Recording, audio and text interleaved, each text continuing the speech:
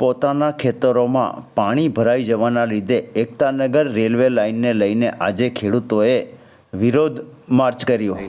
સ્થાનિક ખેડૂતોનો ઘણો વિરોધ છે કે ભાઈ આ લાઇનના લીધે અમારે ત્યાં અમારા ખેતરોમાં કોઈ જાતનું અનાજ પાકતું નથી ને આને લઈને દરેક જગ્યા પર ખેતરોમાં પાણી ભરાઈ રહે છે.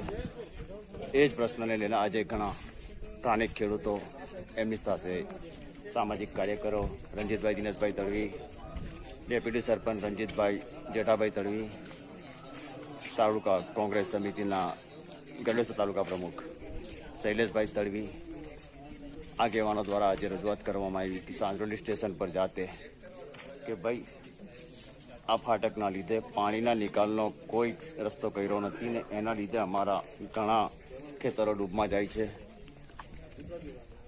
અમારી પછાડી તમે જોઈ શકો છો કે જે પાણીની આ સર્વે નંબર બોલે છે એની અંદર આ પાણી છે. પાણીનો નિકાલ કોઈ જગ્યા પર રેલવે પ્રશાસન દ્વારા પાણીનો નિકાલ કરવામાં આવ્યો નથી. દરેક ઘરના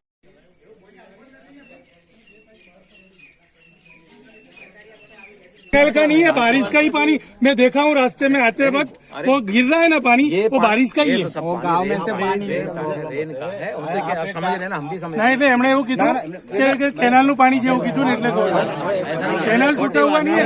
मेरी बात सुनो, हमारे पास मेरी बात सुनिए सर, मेरे पास है ना 2021 का यहाँ कितना पानी भरा हुआ है ना, उसका वीडियो है मेरे पास. यहाँ पूरा 50 से 60 एकड़ जमीन डूबती है यहाँ, आगे देखिए.